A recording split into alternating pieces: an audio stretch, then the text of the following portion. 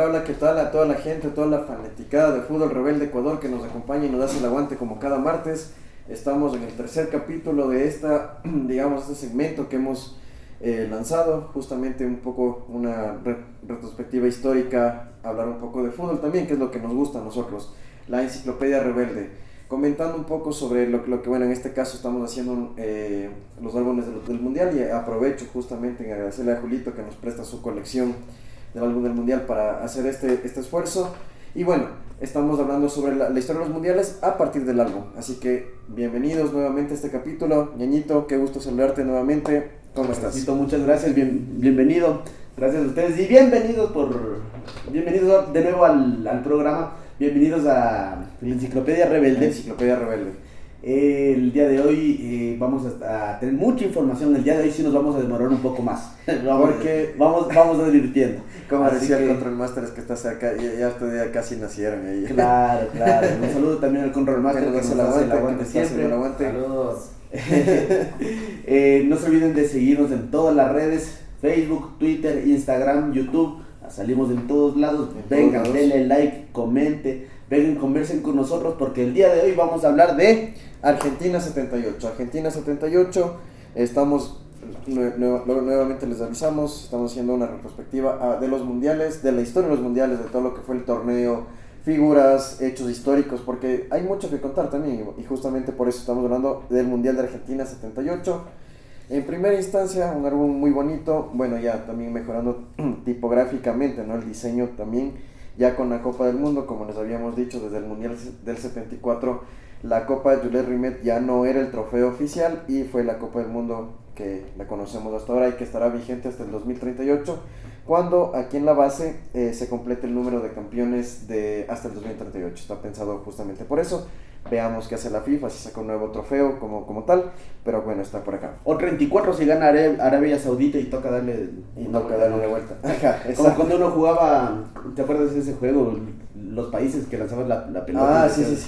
Qué bestia, Emiratos Árabes Unidos. Era así dando portazos y todo eso. El Mundial vuelve a Sudamérica después de Chile 62. Regresa a esta zona. Y fue bastante polémica la elección. Exacto. Porque, bueno, en contexto del qué pasaba en Argentina de aquel entonces, en el 76, una dictadura militar destituye a la presidenta Isabel Martínez de Perón, viuda de Perón, después de la muerte de Juan Domingo Perón, líder argentino, un poco ahí en la historia, y asume una dictadura militar acusada de graves violaciones a los derechos humanos. Se dice que el mundial o la consecución del mundial fue una idea de la dictadura justamente para un lavado de imagen, ¿no? Por esto, violaciones de los derechos humanos y también propaganda, ¿no? Exactamente, para ganarse nuevamente al pueblo, porque habían muchas denuncias, habían bastantes realidades de violación a derechos humanos en todo el desapariciones, país, torturas, asesinatos forzados, los vuelos de la muerte que se escuchaban, que en el Río de la Plata, desde aviones del ejército, botaban a cadáveres, fosas comunes. O sea, una violación de derechos humanos impresionante, una dictadura totalmente fascista, encabezada por Jorge Videla, que lamentablemente tuvo presencia, ya vamos a hablar en los hechos, ¿no? Hay un hecho bastante singular en un partido, pero tuvo presencia justamente por esto, ¿no? Porque se acusaba que era un lavado de imagen para la dictadura de aquel entonces. La imagen de Vidal estuvo presente inclusive cuando entrega el trofeo a Mario Kempes, cuando Argentina fue campeón. Entonces es bastante polémica también la figura, pero bueno, así se designó la sede, así Argentina obtuvo la sede, justamente. A Pasarela. Pasarela levantó Pasarela, sí. Levantó el título. Hay muchas quejas también de los costos que implicó el mundial. Que implicó el mundial para la Argentina, porque eran costos demasiado altos, demasiado inflados, pero claro que se veían como gastos propagandísticos tenían un fin. Entonces hay muchas cosas de las cuales quejarse de ese mundial, pero era literal, o sea, restricción, como es mucha muestra para el pueblo, y a ver qué se puede sacar de eso. Y un lavado de imagen, entiendo que también hubieron protestas, lógicamente, porque a cuadras del Estadio Monumental de River estaba la ESMA, la nefasta recordada Escuela Superior Militar de Aviación de la Armada, donde se cree que fue, o sea, de hecho, fue un centro de tortura de la dictadura. 3.500 personas, Sí, exactamente. incluyendo mujeres y niños. A, ¿qué? 4 o 5 cuadras del estadio, entonces, para que vean las implicaciones que eso tenía, ¿no? Un poco aparte simbólico. Pero bueno, entrando en materia y antes también para ver qué pasaba en Ecuador en aquel entonces, bueno, el Ecuador se encontraba a puertas del retorno a la democracia. Sí, Bombita Lara había comentado que quería realizar una transición. No, nos gobernaba el Consejo el de Consejo, Generales, sí, todavía Urbano y toda esta gente. Había pasado también la masacre de Astra en el 77, justamente, que lo recordamos, y eso, ya pues había un descontento popular y un petitorio de retorno a la democracia, lógicamente. Entonces eso a nivel político, ¿no? Bueno, ahí se... Que volvería en el 79, o sea, un año después del... Un año, ajá, pero ya en ese entonces se hablaba de una transición. Bueno, el Ecuador también estaba gozando del boom petrolero, quizás eso también tenía un poco a la gente, digamos, como no movilizada a pesar de todo lo que pasó. No fue una dictadura a niveles de Videla, pero hubieron masacres como la de Astra, justamente, ¿no? Correcto, justamente. A nivel futbolístico, ¿qué pasaba con la selección ecuatoriana? Tú tenías los resultados, Ñeñito, yo ya les comento el técnico, hasta mientras. Quedó último. Quedó último la selección. Ecuador. Y esa es la primera particularidad que queremos mostrarles de este álbum, que a diferencia de los otros, todos los equipos tienen una sección que te dice de Múnich a Argentina. Cómo llegaron el camino. Exactamente, entonces por ejemplo México te muestra todos los partidos que jugó en el 74, en el 75, 76 y 77. Exactamente. Entonces es muy interesante, uno puede ver ahí, por ejemplo, que Perú, nosotros comenzamos en el 74 ganándole a Perú 6-0, total, pero que Perú nos acaba ganando 4-0 y nos saca del Mundial. Y Perú termina clasificando al Mundial. Claro, por Sudamérica clasificaron a Argentina como sede, Brasil, que siempre clasifica, que siempre está ahí, y la selección de Perú. Entonces, sí, el Ecuador tenía como figura a Lisiardi. No. Ecuador. ¿Cómo estaba la selección ecuatoriana? Bueno, Ernesto el Trompudo Guerra, un técnico histórico del fútbol ecuatoriano, era el técnico de la selección, se mantuvo hasta el 78, y la figura de la selección ecuatoriana era Ángel El Tano Lisiardi. Ángel Tano Lisiardi, que era el goleador histórico del campeonato ecuatoriano, hizo 37 goles, 37 goles, una cifra bastante exorbitante para la época, son 37 goles. El Tano Lisiardi, y nacionalizado, fue argentino, jugaba en el Cuenca en el 77, justamente, jugaba en el Cuenca. De Perú. Sí, ahí está, justamente la selección de Perú. Tano Lisiardi jugaba en el Deportivo Cuenca. Se nacionalizó debido a su buen rendimiento futbolístico y era el goleador de la selección ecuatoriana de fútbol. Lamentablemente no clasificamos al Mundial. Hasta el 2002 seguiríamos en eso, terminando como veíamos últimos porque no se jugaba el todos contra todos como se jugaban grupos. Se jugaban grupos y Ecuador siempre el último porque no nos llegábamos. Pero bueno, un dato anecdótico en esto de Ángel Lisiardi, el goleador de la selección ecuatoriana de aquel entonces. Su récord de 37 goles duró hasta 1998, cuando Jaime Iván Caviedes, el Nine Caviedes, que jugaba en Emelec en aquel entonces, superó con 43 goles, como el goleador histórico del campeonato ecuatoriano de fútbol, que hasta ahora se mantiene. Nadie ha superado a Caviedes hasta ahora. No, sí, con las justas llegan a 20. A 20, exacto. El Cuco Angulo creo que es, Cifuente creo que llegó a 32. Narciso. Lo más cercano, sí. Narciso en el 2012. Sí, pero no, de ahí no. 30 no, más. Ajá. Habíamos comentado de la gráfica del diseño, que está un poco más rectilíneo, digámosle. Igual como los mundiales anteriores te muestra cuáles son los ganadores, los capitanes de los mundiales anteriores. O sea, un recuento, 38, un recuento así súper breve de todos los con los puntajes y todo, o sea, como un recuento de los mundiales anteriores, que es interesante, ¿no? O sea, dando cuenta también la importancia que tenía un álbum en aquel entonces, ¿no? Justamente un documento histórico de colección, sí, pero que muy bonito, haciendo alusión al fútbol. 6 sedes en... No, 1, 2, 3, 4, 5 sedes en Buenos Aires, Argentina. se jugó en el estadio de River, en el estadio de Vélez, en Liniers, en el Gigante de Arroyito de Rosario, en Mar del Plata, en Mendoza y en Córdoba. En el Mario Alberto Kempes, que en ese entonces se llamaba Estadio de Córdoba. En Mendoza también, el Estadio Malvinas Argentinas, y en el Estadio de Mar del Plata. Exactamente. Claro, aquí están las figuras. La selección argentina entonces, clasificó como sede, entonces como hasta ahora se mantiene, ¿no? El país anfitrión siempre es quien clasifica directamente. Claro, y entonces vemos aquí la imagen de la figura de ese mundial, Mario Alberto Kempes. Mario Alberto Kempes, pero el capitán, que también no es para menos, un hombre bastante importante en el fútbol mundial, Daniel Alberto Passarella, jugador de River y entrenador. Passarella, bueno, fue también uno de los técnicos que lo intentó. Él fue campeón como jugador, en el 98 fue técnico de la selección argentina. Bueno, nos llegó, obviamente, Argentina tenía buen equipo, pero de ser el caso, si es que hubiera ganado Argentina el Mundial de Francia, hubiera sido completado el equipo con Zagallo, con Deschamps y con Beckenbauer. Exactamente. Pero en este Mundial Mario Alberto Kempes logró el Balón de Oro, 6 goles. El goleador y figura, claro, porque fue el Mundial del Matador. Definitivamente fue el Mundial del Matador. Sí, fue el Mundial del Matador, conjuntamente con Holanda, a quien Argentina enfrentó en la final, la Holanda de Johan Cruyff, como les decíamos. No, pero no. La Holanda del fútbol total, la Holanda de la naranja mecánica, pero como pueden ver aquí también en las figuras, no estaba Maradona, no estaba Cruyff. Y aquí, Johan Cruyff no jugó en aquel mundial, era la naranja mecánica. ¿Y por qué no estaría Maradona? A ver, Maradona debutó en la selección en el 77, pero fue de hecho campeón en el 77, campeón del mundial sub-20, fue campeón mundial en el sub-20.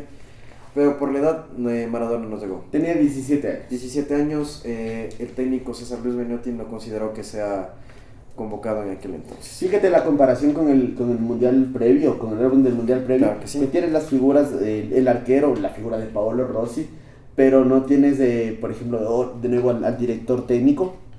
Que no tienes ya la incorporación del equipo como tal, ¿no? O sea, la selección, y bueno, ya también el escudo. Y la figura de la presidencia, como en Brasil, que estaba Joao Havelange. Claro, pero aquí ya en cambio dejamos un poco. Como figuras también Dinosaur, que después fue figura en el Mundial del 82, Paolo Rossi justamente. O sea, fue un mundial en Sudamérica para la época, con con Paolo Rossi, con Dinosaur. En Polonia bueno, aquí tenemos también Gregor Zlato, que fue el goleador. O sea, un equipo bastante fuerte, ¿no? Pero hay que destacar en cuanto a cuál fue la revelación del torneo, la selección peruana.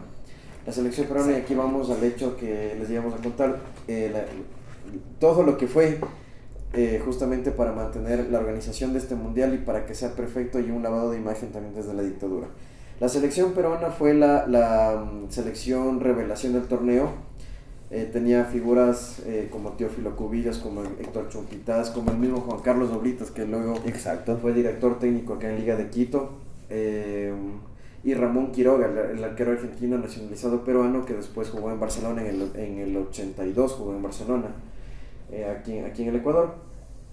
Una selección que clasificó primero en su grupo, que fue revelación del torneo, hasta el partido con Argentina. Cuéntanos, Niño, qué pasó. Exactamente, entonces en ese momento Brasil tenía, estamos hablando de una serie de cuartos de final más o menos, la segunda ronda, que es lo que se menciona, que igual en estos últimos mundiales te ponen en la parte final cuáles fueron los resultados. Entonces se crean dos grupos, digamos, de tipo cuartos de final, en el que estaban Argentina, Brasil, Polonia y Perú. Entonces el partido de Brasil y Polonia se juega temprano, con el fin de que, dicen los rumores, no, nada de esto se ha confirmado, pero es Vox Populi, que se juega antes para saber cuál era el resultado con el que tenía que jugar Argentina. Resulta entonces que Brasil le llevaba 4 goles, tenían el mismo puntaje, pero le llevaba 4 goles a Argentina. Motivo por el cual Argentina tenía que ganar por lo menos 5, por lo menos con 5 goles. 5 goles. El resultado final entonces de ese partido fue de 6-0. Pero 6-0. se enfrentaba con la Perú revelación del torneo que hablábamos antes. Como diría nuestro amigo Marcelo Jara, la mejor Perú de la historia. Pero ahora sí es. Claro. Ahí sí es. Claro. Es una Perú que estaba llena de figuras que no tenía por qué perder con tanta...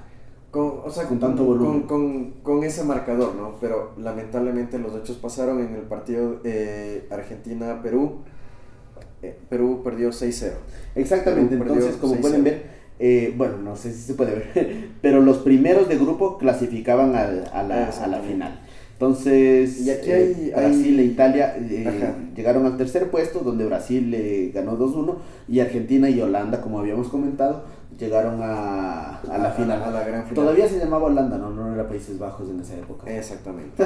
Ahora, ¿qué pasó? ¿Qué acusaciones hubieron sobre este partido, no? Bueno, dicen versiones que vieron a Jorge Videla, gobernante de Argentina, dictador de Argentina de aquel entonces, bajar al camerino peruano. Y sí, existen rumores de que le ofrecieron a Ramón Quiroga un contrato en River Plate, que de hecho se dio después. O sea, de hecho, Ramón Quiroga terminó jugando en River Plate, por lo cual también el amaño podría haberse dado. Decían que a Teófilo Cubillos lo iba a llevar Boca Juniors y también hubo un premio económico. Bueno, lo de Quiroga sí se confirmó, jugó en River. Sí, correcto. Sí, fue arquero de River. Bueno, puede pasar. Ya, pero el punto es que justamente fue con el equipo peruano, que era la revelación y que no se pensaba que iba a perder 6-0. Para negociar este partido, Argentina ganó 6-0 y obviamente clasificó a la final. Y es justamente lo que queremos lograr con este espacio, que se pueda tener un contexto histórico de toda la situación. Porque entonces si tú solo llegas a ver los números, otra vez te dicen, ay, a ver, Argentina era mucha figura, Holanda otra vez segunda. Claro, o sea, es como, y bueno, tienes este tipo de acusaciones también, ves como era el tema de los partidos, obviamente, el mismo hecho de que el Brasil-Polonia se haya jugado horas antes del partido que definía todo, Argentina-Perú, dio cuenta para que la FIFA en el 82 implemente los partidos que se jueguen como que en horario unificado, que se mantiene hasta ahora, ¿no? Aquí en la Liga Pro hemos visto que también cuando ya se definen los torneos, se juega la fecha unificada justamente para que no se juegue con el resultado. Me disculpo por la comparación mundial. Demasiado, o sea, demasiado, pero había que hacerla para que sí, quede un poco claro el punto. Un datito particular que a mí me pareció súper interesante es que la canción del mundial fue compuesta por Ennio Morricone. Ennio Morricone, el compositor de la música de los Spaghetti Western, como El bueno, el malo y el feo, un montón de películas. Y que por ejemplo Metallica utiliza una de sus canciones para abrir sus conciertos, el éxtasis del oro.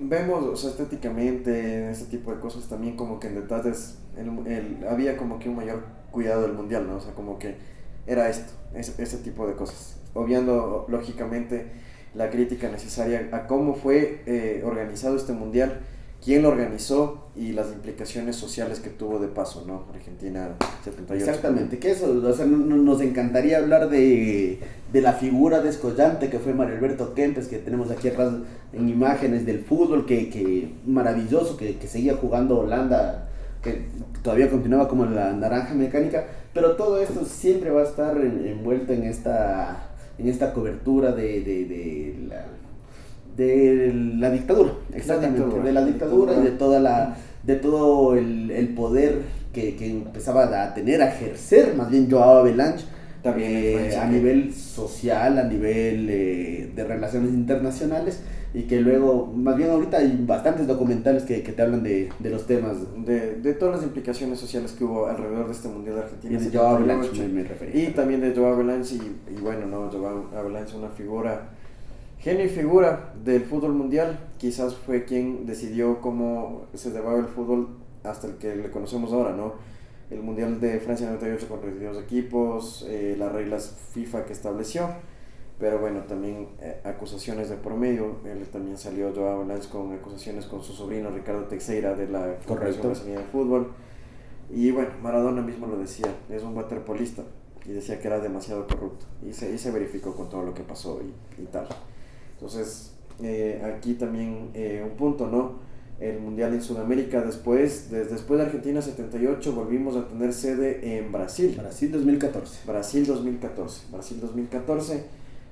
Así que bueno, en cuanto a Sudamérica, ¿no? Ahora tenemos en cuenta que todo es el continente americano y cuando hacen elecciones por continentes, pues ahora nos toca... Es por las confederaciones, estamos hablando de CONCACAF, CONMEBOL. CONCACAF, ajá, exactamente. Sí. Y ahora lo que conoceremos en 2026 ya candidaturas conjuntas porque ya un solo país no puede albergar un mundial por temas económicos. Exactamente. Lo que y nosotros no podemos albergar ni una Copa América. Exactamente, no, o sea, por eso no se dio.